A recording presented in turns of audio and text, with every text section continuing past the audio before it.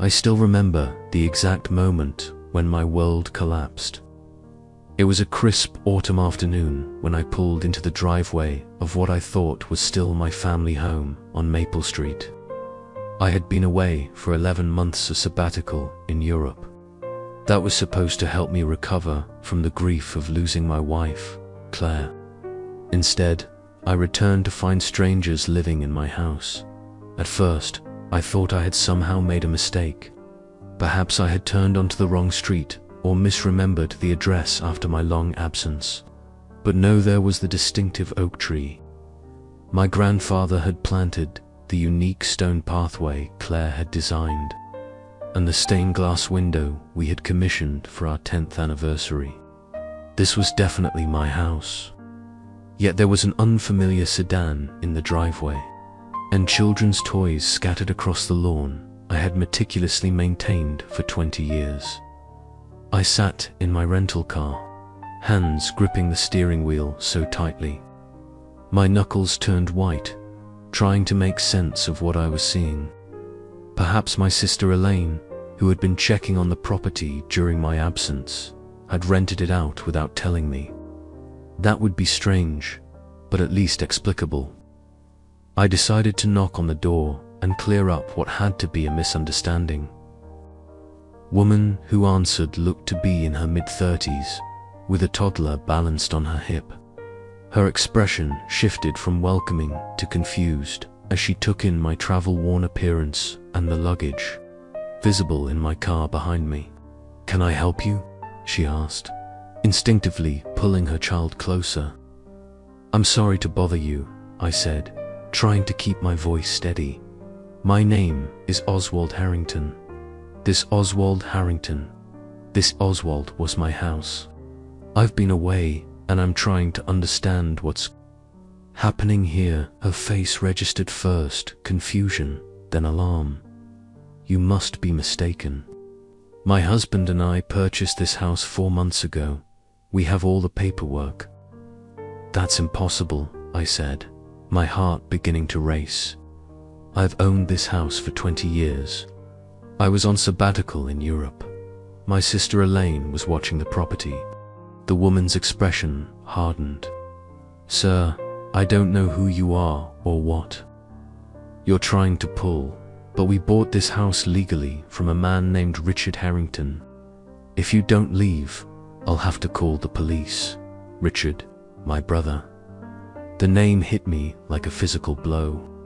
Richard and I hadn't spoken in nearly 5 years, not since our falling out over our parents' estate. But he couldn't possibly have sold my house. He had no right. "Please," I said, taking a step back to appear less threatening. "I'm not trying to scare you. There's been a terrible mistake. Richard is my brother. He had no authority to sell this property." I could see the uncertainty in her eyes now, mixed with fear. Behind her, a man appeared in the hallway, alerted by our conversation. "What's going on, Lisa?" he asked, moving protectively to her side. "This man says he owns our house," she explained, her voice trembling slightly. The husband looked me up and down. "Sir, I understand you might be confused, but we purchased this house legally. We have all the documentation. If you don't leave our property immediately, I'm calling the police." I realized I wasn't going to get anywhere like this. The situation was too bizarre, too overwhelming for a doorstep conversation. I needed to regroup, to figure out what had happened. "I apologize for disturbing you," I said, taking another step back. "There's clearly been a serious misunderstanding. Please, could you at least tell me the name of the real estate agency that handled the sale?" The couple exchanged glances before the husband reluctantly answered, "Pinnacle Realty." "Margaret Winters was our agent." I nodded, committing the name to memory. "Thank you. I'll sort this out with them. You won't be bothered by me again." As I walked back to my car on unsteady legs, I felt as though I was moving through a nightmare. The home where Claire and I had built our life together where we had weathered storms and celebrated joys, where I had held her hand during her final days. It was now occupied by strangers, and somehow my estranged brother was responsible. I sat in my car for several minutes, trying to process what had just happened. My phone contained dozens of emails from my university colleagues, friends asking about my travels, even a few from Elaine that I hadn't gotten around to reading yet, but nothing that would explain how I had become homeless without my knowledge. With nowhere else to go, I drove to the nearest hotel, the Hampton Inn, just off the highway. As I checked in, the receptionist asked for my address, and I realized, with a jolt, that I no longer had one. "I'm between homes at the moment," I said, the words tasting bitter in my mouth. Once in my room, I called Elaine.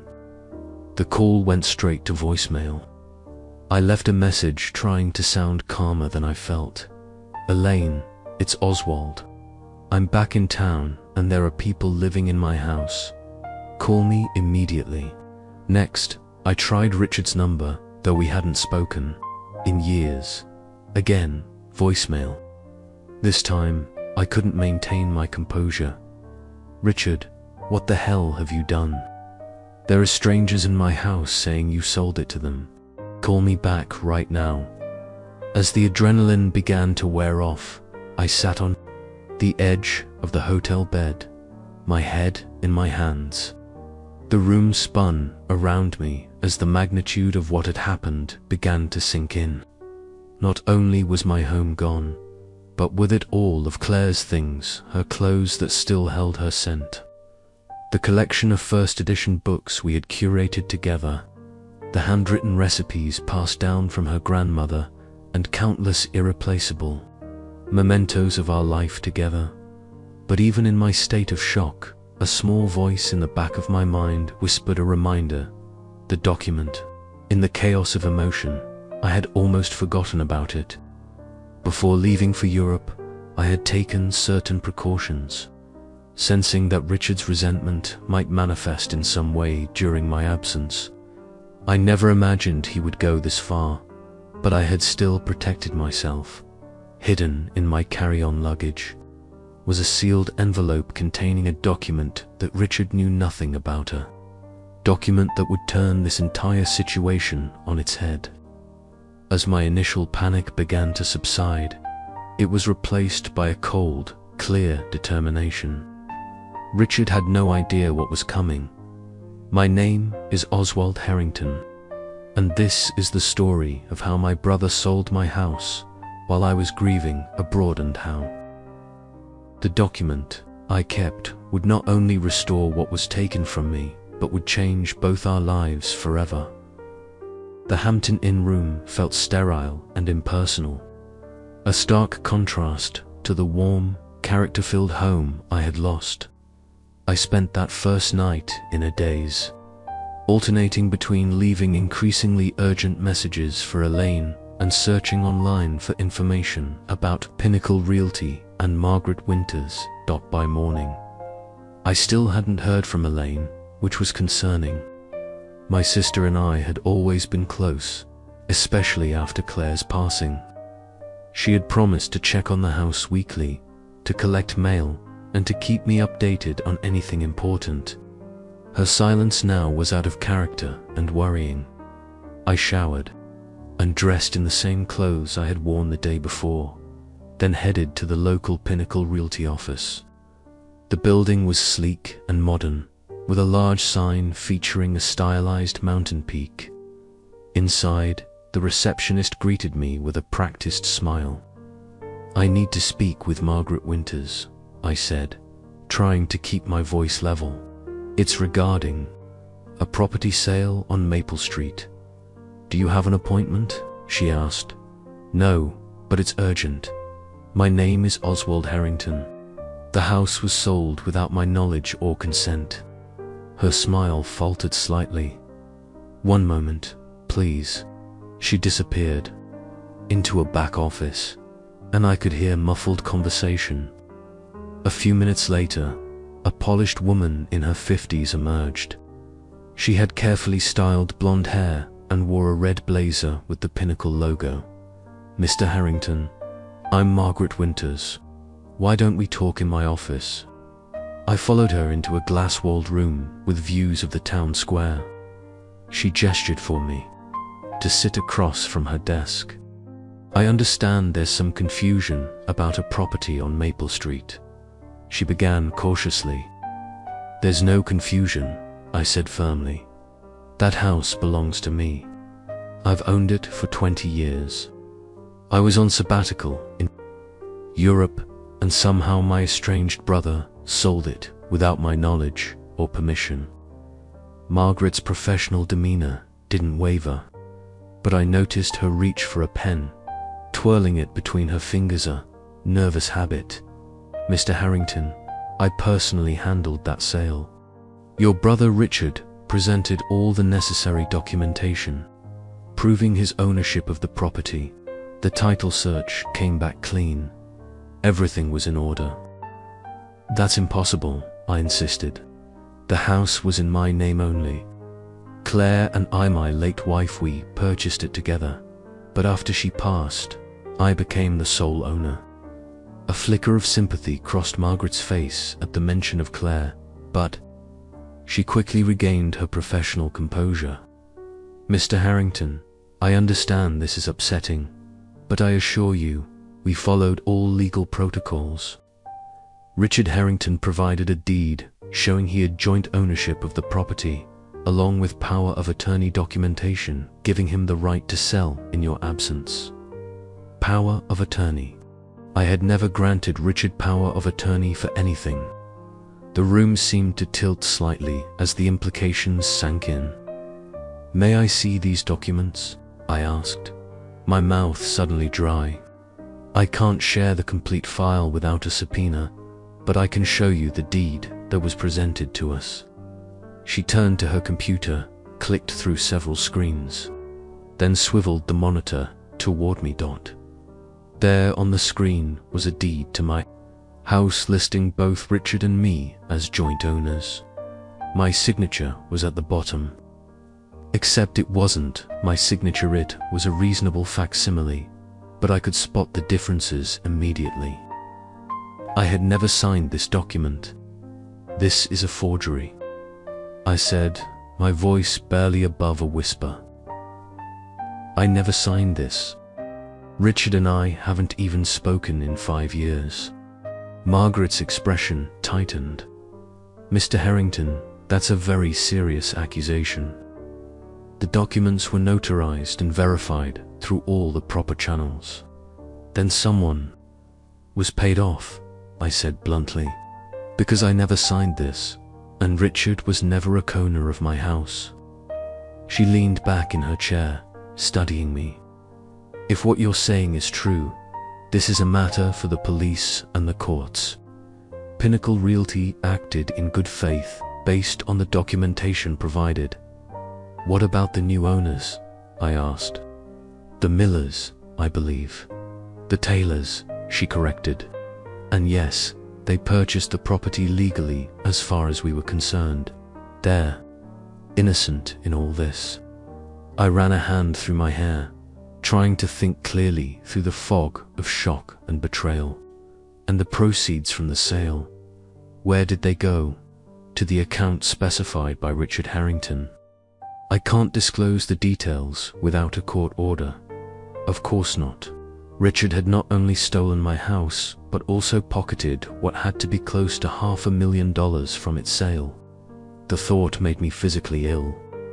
"I need copies of whatever you can legally share with me," I said. "And I need to know if you've had any contact with my sister, Elaine Harrington. She was supposed to be checking on the house while I was away." A strange expression crossed Margaret's face. "Mr. Harrington, according to your brother, Elaine was involved in the decision to sell. He said she agreed it was for the best, given your extended absence and mental state following your wife's passing." The room went cold. Elaine involved in this? It couldn't be true. And yet, Her silence since my return suddenly took on a more sinister meaning. "That's another lie," I said, but a seed of doubt had been planted. "Please, the documents." Margaret nodded and left to make copies. While she was gone, I pulled out my phone and tried Elaine again. Still no answer. I sent a text. "Elaine, I know about the house.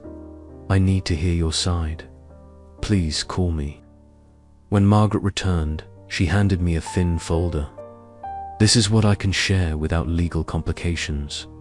Mr. Harrington, if what you're saying is true, you should contact the police immediately. This would constitute fraud and identity theft at minimum." I thanked her stiffly and left the office, the folder clutched in my hand like a lifeline.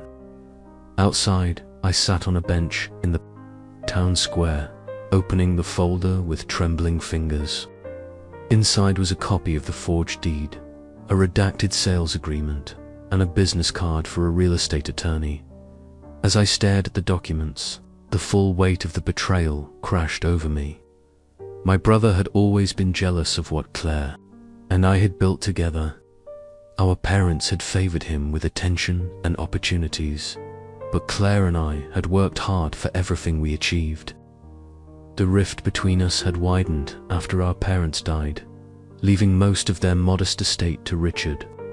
I hadn't contested it, having no need for the money, but Richard had somehow twisted this into another perceived slight.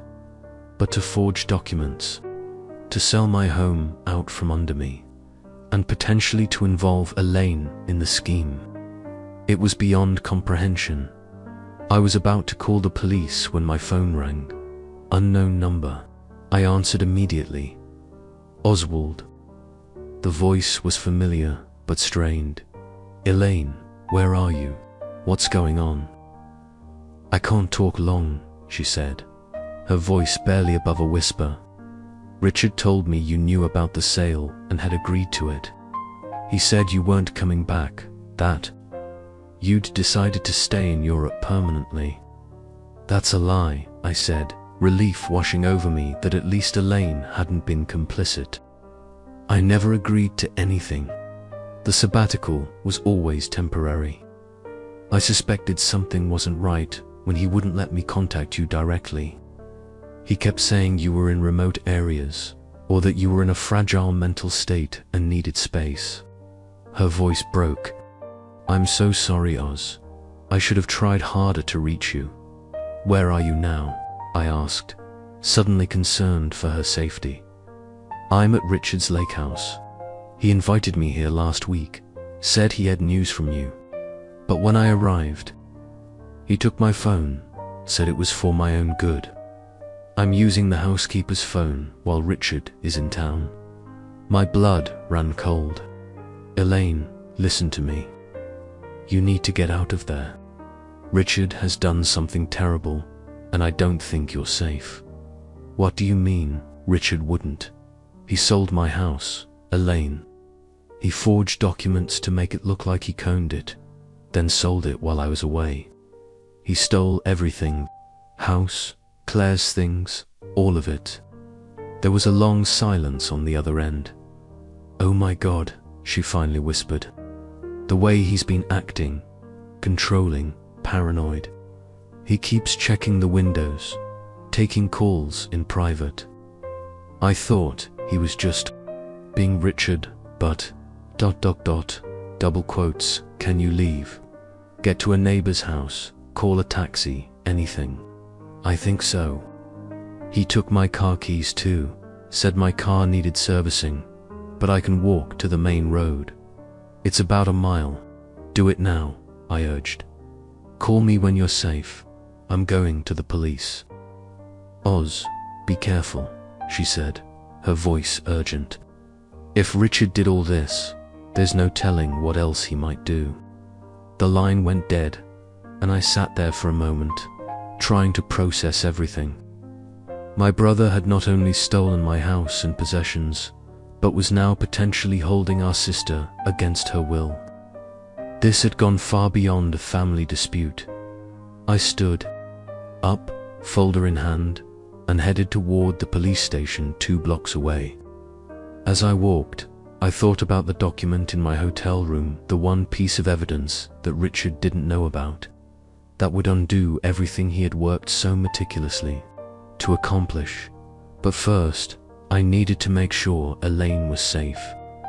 Then I would unleash the legal storm that would bring my brother's house of cards crashing down around him. The Westbrook police station was a squat brick building that looked like it hadn't been updated since the 1970s. Inside, the fluorescent lighting cast everyone in a sickly pallor as I approached the front desk.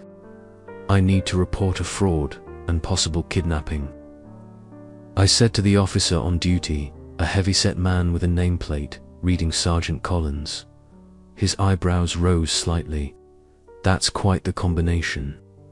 Take a seat, and I'll get someone to take your statement." I sat in an uncomfortable plastic chair, still clutching the folder from Pinnacle Realty.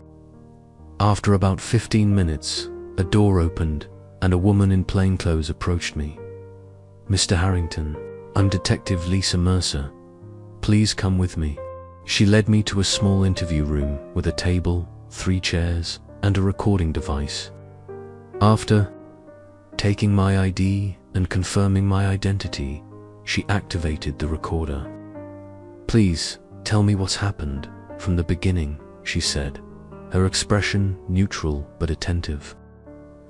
I took a deep breath and recounted everything: my sabbatical following Claire's death, returning to find strangers in my home, discovering Richard had somehow sold the house using forged documents, and finally, my concerning call with Elaine. Detective Mercer took notes as I spoke, occasionally asking clarifying questions. When I finished, she studied me for a moment. "Do you have any documentation proving your ownership of the house?" she asked. "Not with me," I admitted. "Everything was in the house. But there should be records with the county clerk's office. The house was purchased solely in my name 20 years ago. After Claire, my wife, passed away 3 years ago, her interest transferred to me as the surviving spouse. And you believe your brother forged documents showing joint ownership?" "Yes. I saw one of them at the real estate office." I handed her the folder. "These are copies of what they could legally share with me." She examined the documents carefully. "We'll need to verify the original deed with the county records. As for your sister, when did you last hear from her before today?" I thought back.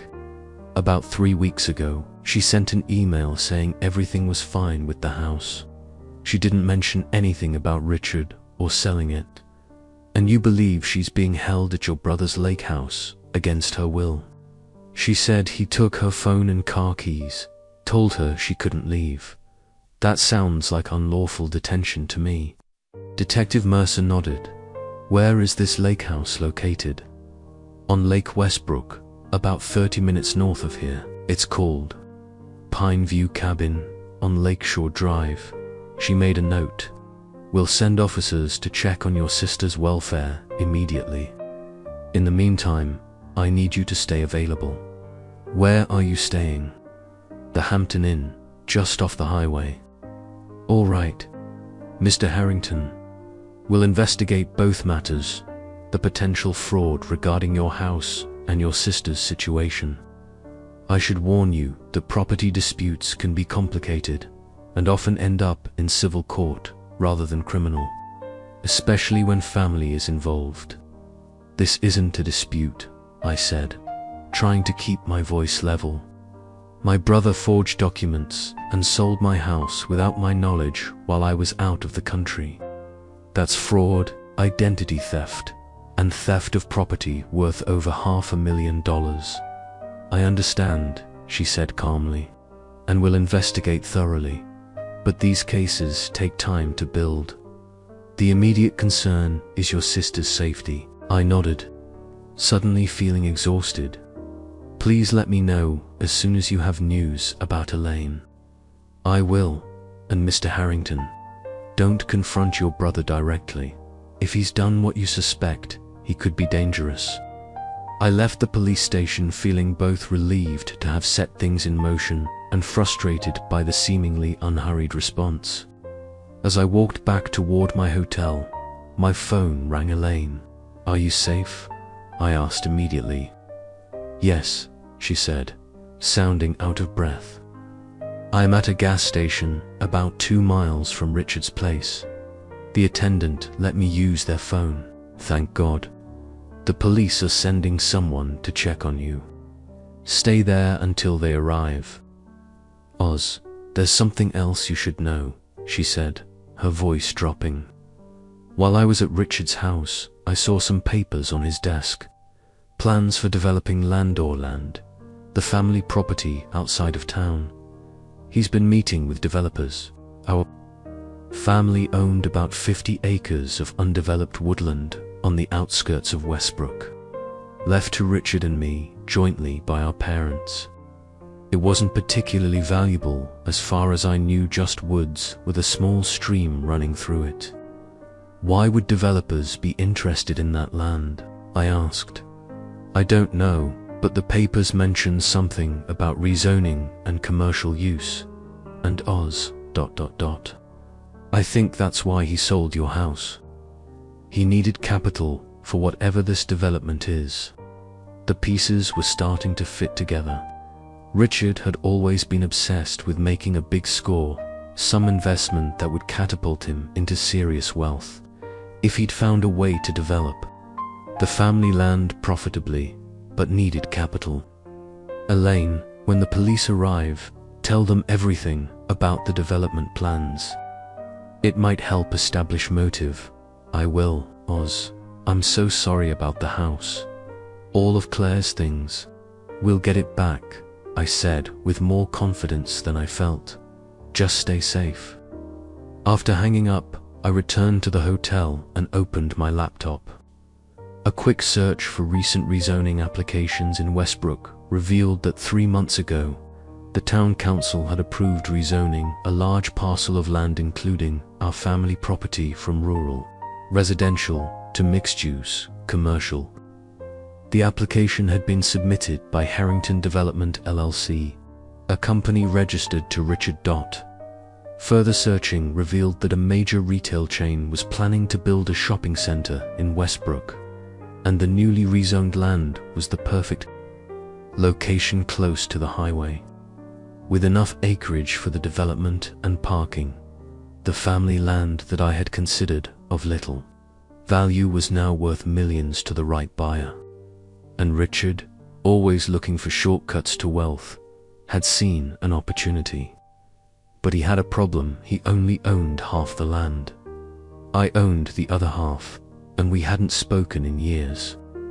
Rather than approach me with a legitimate business proposal, he had decided to take what he wanted. But why sell my house? The answer came as I dug deeper into the rezoning application. Harrington Development LLC had paid for environmental studies, traffic assessments, and legal fees expenses that would have quickly depleted Richard's modest savings. He needed cash, and my house was the quickest way to get it. As night fell, I received a call from Detective Mercer. "Mr. Harrington, I wanted to update you. Officers found your sister at a gas station near Lake Westbrook. She's safe and has given a statement consistent with what you told us. We've also visited your brother's lake house, but he wasn't there." "Did Elaine tell you about the development plans?" I asked. "Yes, and that's potentially significant.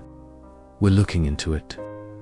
We've also confirmed with county records that you are indeed the sole owner of the house on Maple Street. The deed showing joint ownership with your brother appears to be fraudulent." A wave of relief washed over me.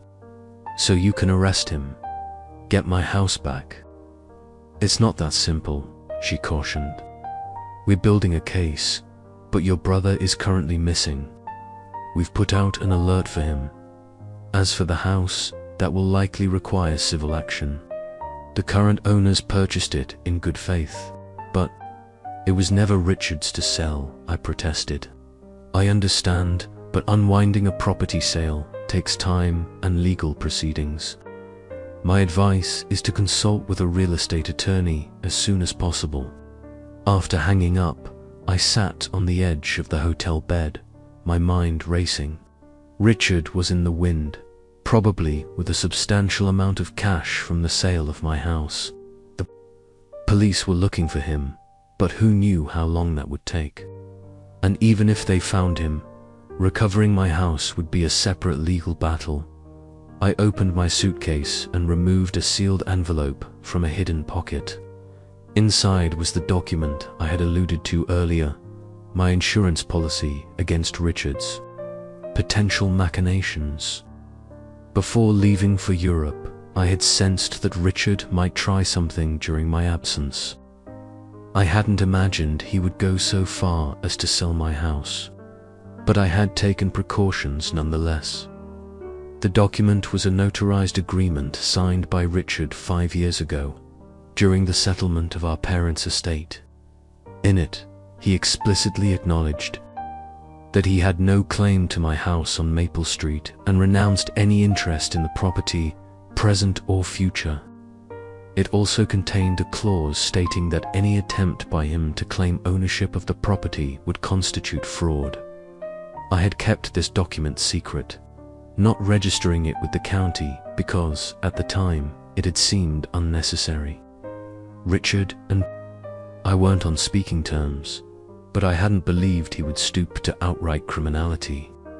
Now, this overlooked document was my ace in the hole. But as I studied it in the harsh hotel lighting, I realized it wasn't enough on its own.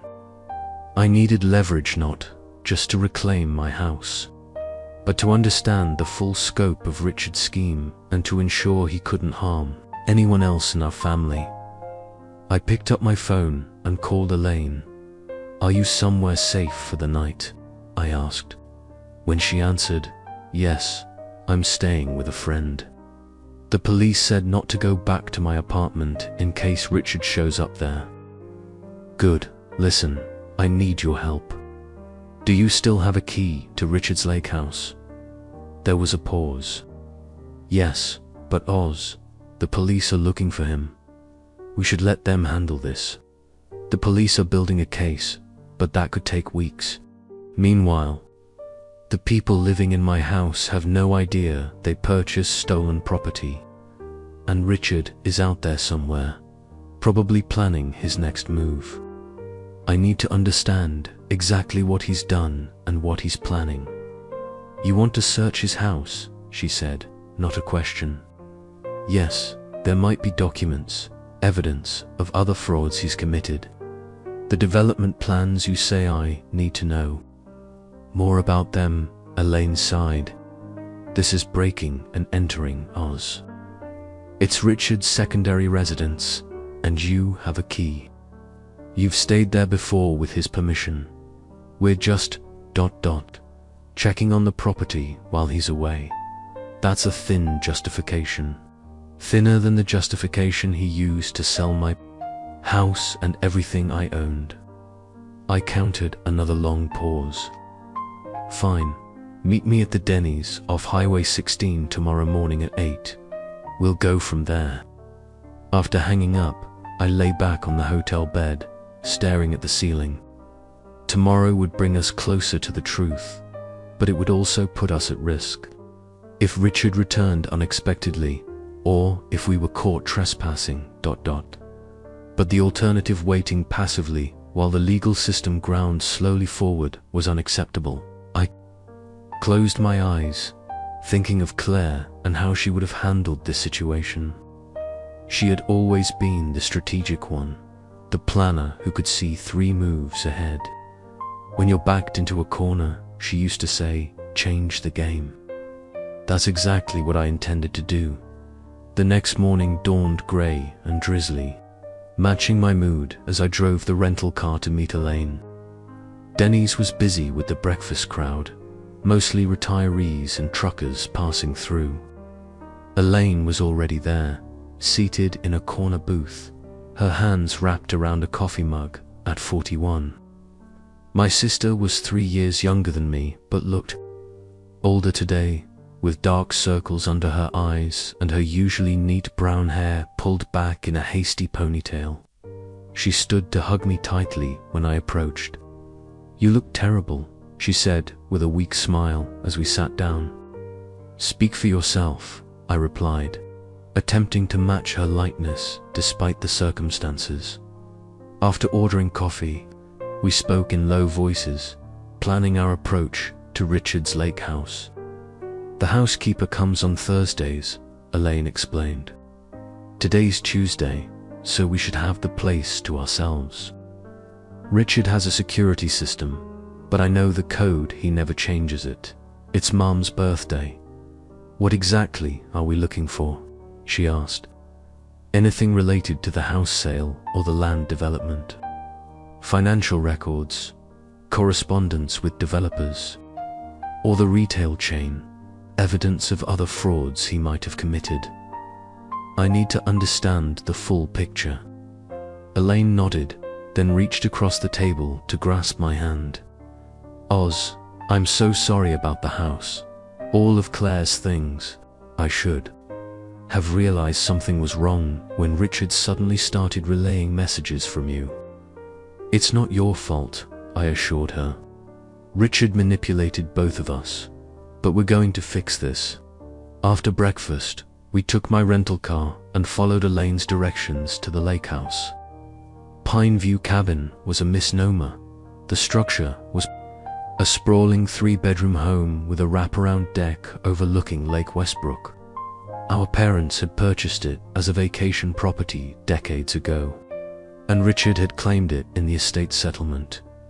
We parked down the road and approached on foot, watching for any signs that Richard had returned. The house looked deserted, no cars in the driveway, no lights visible through the windows. Elaine unlocked the front door, then quickly punched a code into the security panel just inside. "We have about 30 seconds once the door opens," she had explained earlier. The interior was cool and smelled faintly of pine cleaner, the housekeeper's influence. Everything was meticulously organized, reflecting Richard's controlling personality. The main room featured a stone fireplace and floor-to-ceiling windows overlooking the lake. "His office is this way," Elaine said, leading me down a hallway to a room at the back of the house. Richard's office was smaller than I expected, with a desk facing the door and bookshelves lining the walls. A laptop sat closed on the desk alongside. Neat stacks of papers. "He'll have taken his main computer with him," I said, "but let's see what he left behind." We began methodically searching the office, careful to return everything to its original position. The desk drawers contained standard office supplies, but the filing cabinet in the corner proved more interesting.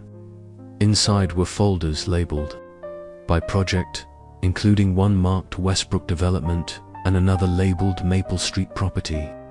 My hands trembled slightly as I opened the latter. Inside were copies of the forged deed showing Richard as owner of my house, along with the fraudulent power of attorney document. There were also printouts of email exchanges with Margaret Winters at Pinnacle Realty, and a receipt for the sale proceeds $487,000, deposited into an account I didn't recognize. "He didn't even try to hide it," I murmured, photographing each document with my phone. "He probably didn't expect you back so soon," Elaine replied, examining the development folder. "Oz, look at this."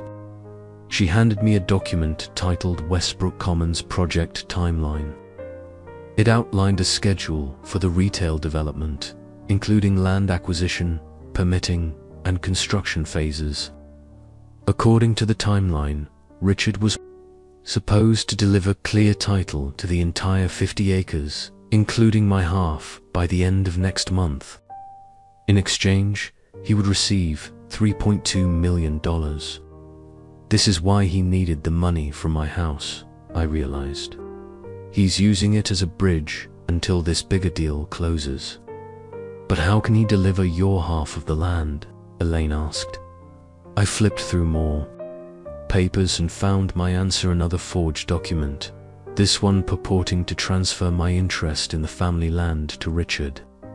Like the house deed, it bore a reasonable facsimile of my signature. He's planning the same trick twice, I said, my anger building. Forge my signature, claim I transferred my interest to him, and sell the land before anyone can question it.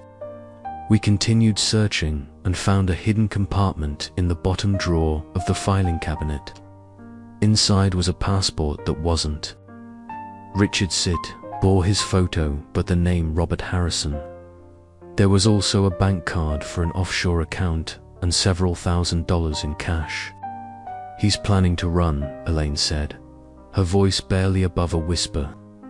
Not just run, disappear and start over somewhere else, I agreed. Once the land deal closes, he'll have over $3 million.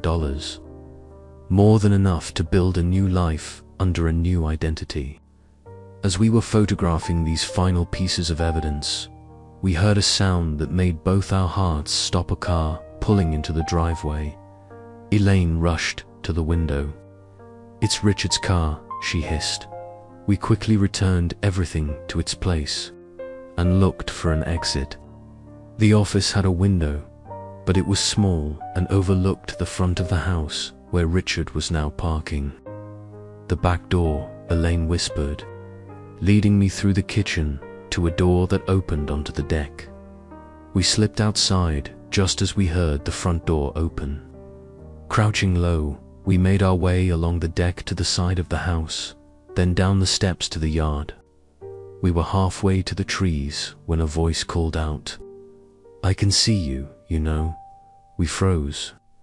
Richard stood on the deck, watching us with an expression of mild amusement. At 45, he was the oldest of us three siblings, with our father's tall build and our mother's sharp features. He was dressed casually in khakis and a blue button-down, looking more like a vacationing executive than a man fleeing fraud charges.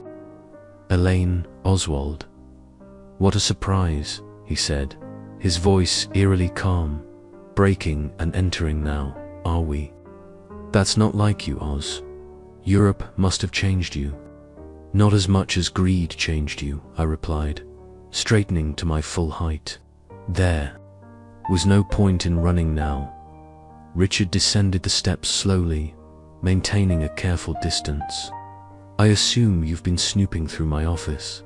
Find anything interesting? Everything, Elaine said, her voice shaking slightly. The forged documents, the fake passport, all of it. The police are looking for you, Richard. He smiled thinly. Yes, I'm aware. Detective Mercer left several messages. Very persistent woman. How could you do this? I demanded. Sell my house, Claire's things. Were you planning to steal my half of the family land too? Steal is such an ugly word, Richard replied, circling slightly to position himself between us and the path to my car. I prefer to think of it as consolidating family assets for optimal use. That house was wasted on you, Oz, sitting empty, while you wandered around Europe finding yourself. And the land, you never cared about it. I'm the one who saw its potential. So that justifies forgery, identity theft. I was nearly shouting now. Richard shrugged. The end justifies the means. Westbrook Commons will transform this town, create jobs, generate tax revenue, all because I had the vision to make it happen. By committing multiple felonies, I pointed out. Details, he said dismissively. In business, sometimes you have to operate in gray areas. There's nothing gray about what you did. Elaine interjected. You stole Oz's house. You held me against my will. You're planning to disappear with a new identity. These are crimes, Richard. His expression hardened. And what exactly do you plan to do about it? Go to the police. They're already looking. For me, I'll be gone before they connect all the dots. The development deal closes in 6 weeks. After that, Richard Harrington ceases to exist. What about the people living in my house? I asked. The Taylors.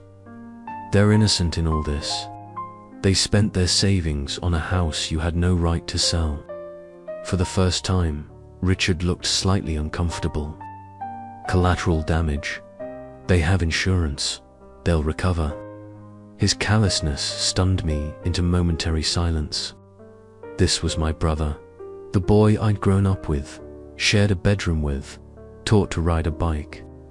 Now he stood before me, casually discussing ruining multiple lives as collateral damage. You won't get away with this, I said finally. We have evidence. Now, photos of everything in your office. The police will find you. Richard's smile returned, colder than before. Perhaps, but not before I'm safely away. And not before I've taken care of a few loose ends. His hand moved to his pocket, and I tensed, suddenly aware of how isolated we were. The nearest neighbor was half a mile away. No one knew we were here except the friend Elaine was staying with, and she wasn't expecting to hear from us for hours. What are you going to do, Richard? Elaine asked, her voice steadier now. Add murder to your list of crimes, your own siblings. Richard laughed, but it didn't reach his eyes. Don't be dramatic, Elaine. I'm not going to hurt you. But I can't have you interfering with my plans either. He pulled his hand from his pocket, revealing not a weapon but a set of car keys. I think you both need some time to cool off and consider your options. The lake house is lovely this time of year. No cell service, unfortunately, and I'll be taking your car keys, but the pantry is well stocked. I'll let the authorities know where to find you, ... Eventually, I glanced at Elaine, a silent communication passing between us. If Richard locked us in the house, it could be days before anyone found us. By then, he could be anywhere. We're not going back inside, I said firmly. I wasn't asking, Richard replied, his tone hardening as he took a step toward us. What happened next occurred so quickly I barely had time to process it. As Richard moved toward us, Elaine suddenly lunged forward, catching him off guard. She wasn't trying to attack him, but to create a distraction. In the moment of confusion, I circled around, putting myself between Richard and the path to the car. Run, Elaine, I shouted. She didn't hesitate, sprinting toward the trees that separated the property from the main road. Richard started after her, but I blocked his path. Get out of my way, Oz, he growled. No, I said simply, standing my ground. For a moment, I thought he might try to force his way past me, but instead he changed tactics, his expression shifting to one of calculated reason. Think about what you're doing, he said. We can work this out. The house, I can compensate you for it. The land deal, there's enough money for both of us. $3 million, Oz. We can split it. You're trying to bribe me. After everything you've done, I'm offering you a solution, he countered. One that benefits everyone. The development happens. You get compensated. The Taylors keep the house they've already made a home. Everyone wins. For a brief moment, I almost considered it. Not because I was tempted by the money, but because it would be easier than the legal battle ahead. Then I thought of Claire, of her books and clothes and all the irreplaceable mementos, of our life together, now in strangers' hands because of Richard's greed. No deal, I said firmly. You're going to face consequences for what you've done. Richard's face darkened. Always so self-righteous Oz. Just like when we were kids. The perfect son, the responsible one, the one who could do no wrong. Well, look where that got you, homeless, alone, clinging to a dead woman's possessions because you have nothing else in your life. His words stung, but I held my ground. At least I have my integrity, more than you can say. Integrity doesn't keep you warm at night, he sneered. It doesn't build a legacy, neither does fraud, I countered. Whatever you build on this foundation of lies will eventually collapse. We stood at an impasse, neither willing to back down. In the distance, I could hear sirens approaching. Elaine must have reached the road and called for help. Richard heard them too. His expression shifted from anger to calculation. This isn't over, he said, backing toward the house. You have no idea what you're up against. Before I could respond, he turned and ran back into the lake house. I considered following him, but decided against it. The police were coming. Better to let them handle Richard. I jogged down the path toward the main road and found Elaine standing with a police cruiser, explaining the situation to an officer. 2 more police cars were approaching from the distance. Are you okay? I asked, reaching her side. She nodded, looking relieved to see me. I thought he might hurt you. Richard's all talk, I said, though I wasn't entirely convinced of that. Anymore, the brother I'd known growing up wouldn't have stolen my house or held Elaine against her will. This new Richard was a stranger to me, and potentially dangerous. The police quickly established a perimeter around the lake house and called for Richard to come out. After 20 tense minutes with no response, they entered the house, only to discover what I had already suspected: Richard was gone. A thorough search revealed a hidden door in the pantry leading to a tunnel that emerged in the boathouse. The boat that should have been docked there was missing. He's on the lake, one officer reported. We'll notify Water Patrol, but he's got a head start. Detective Mercer arrived as the search was expanding. She took our statements and examined the evidence we'd photographed on our phones. This is extremely helpful, she said, scrolling through the images. Forged documents, the fake passport, the development plans, establishes clear motive and premeditation. We'll find him, Mr. Harrington, and my house, I asked. The Taylors, she sighed. That's still complicated. They purchased the property. In good faith. Unwinding that transaction will take time and likely court intervention. But, she added, seeing my expression fall, this evidence strengthens your case considerably. As we prepared to leave, an officer approached with something. In an evidence bag. Found this in the boathouse, he reported to Detective Mercer. Looks like he dropped it in his hurry to get away. It was a thumb drive, labeled simply contingencies.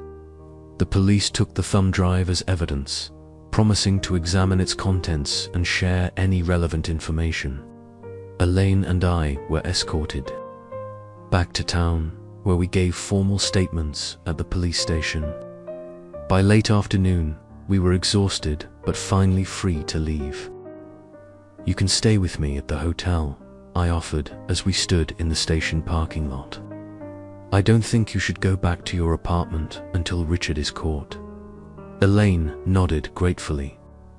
Thanks, Oz. I don't think I could sleep there anyway, knowing he might show up.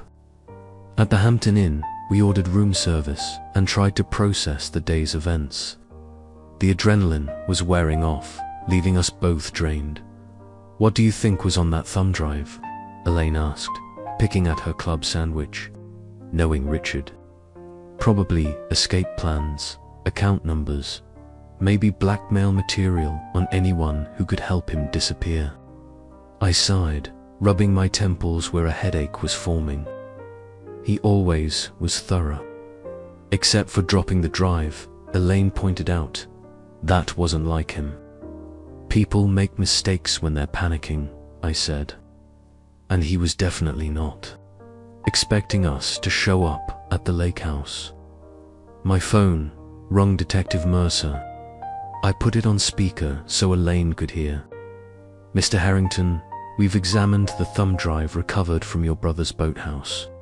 It contains quite a collection of documents, financial records, correspondence with developers, and copies of the forged documents used to sell your house. Anything that helps find him? I asked. Possibly. There are emails suggesting he has contacts in Mexico who might help him establish a new identity. We're following up on those leads. She paused. There's something else you should know. The drive contained detailed plans for the land development, including communications with the retail chain. It appears your brother has already received a substantial deposit, $1 million, based on his promise to deliver clear title to the entire 50 acres.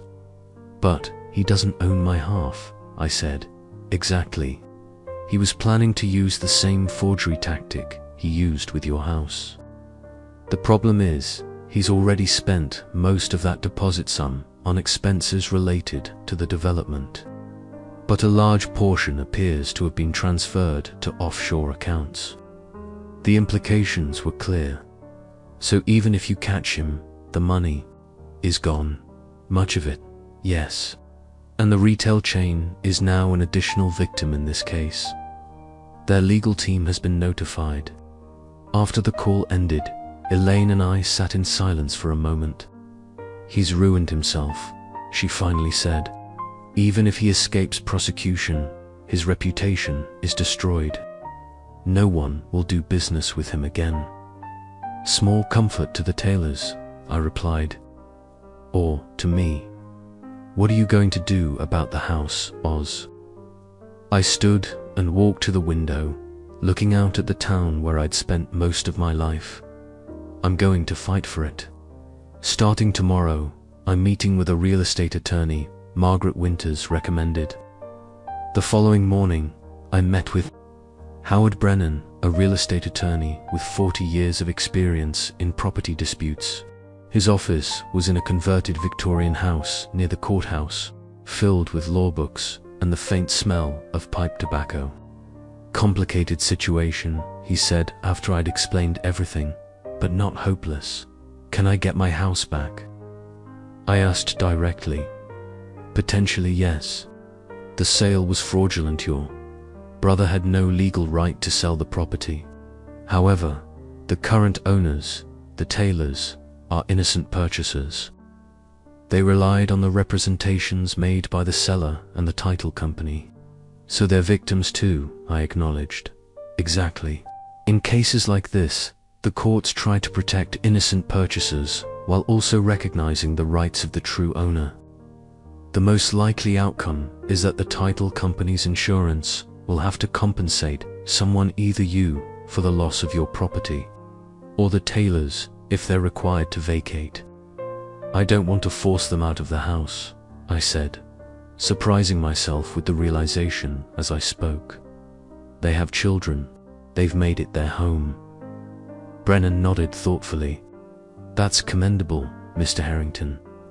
It does give us some negotiating flexibility.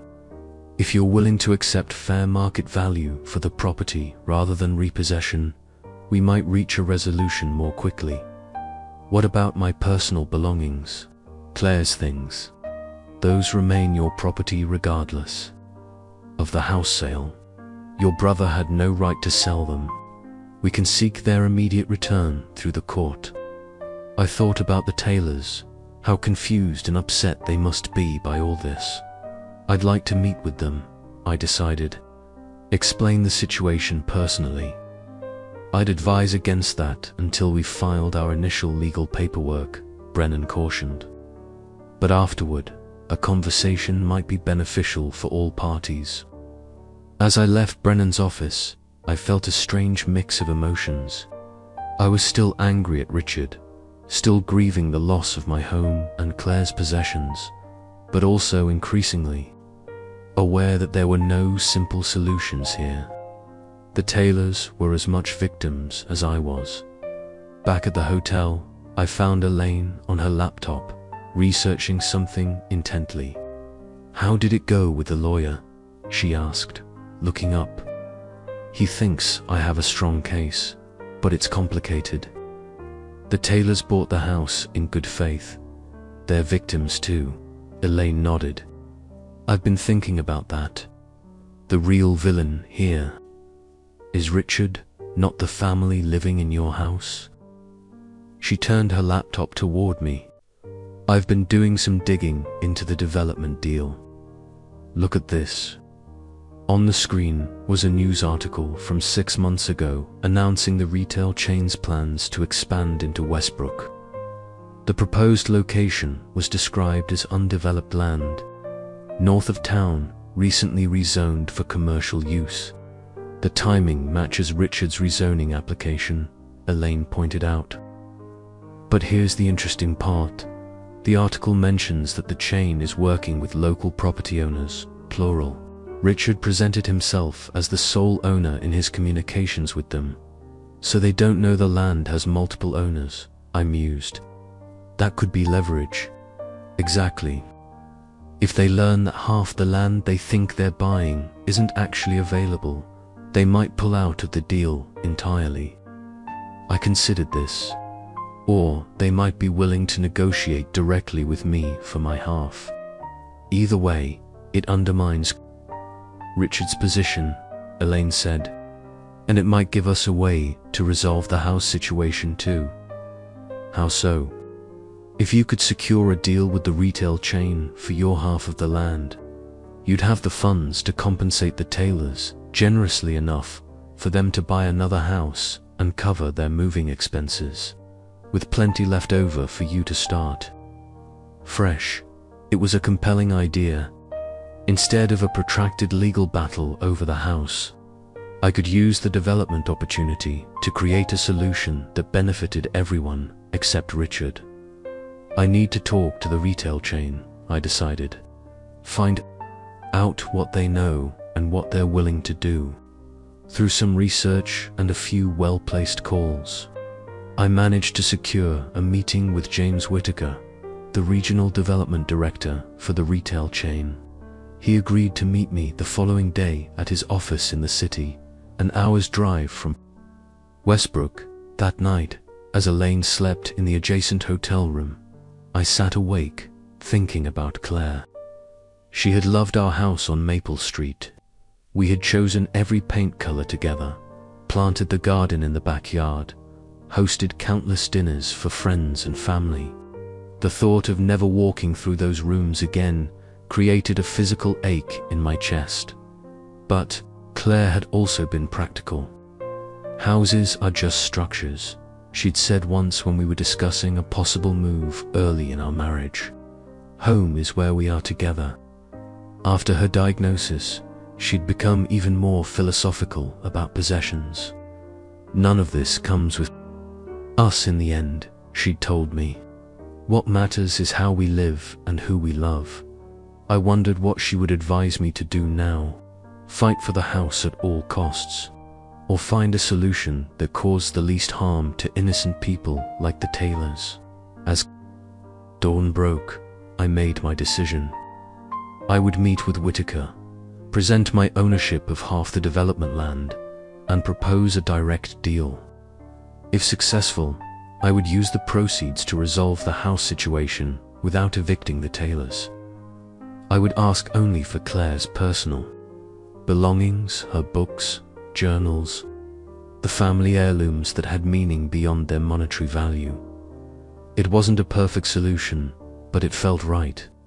It felt like what Claire would have wanted.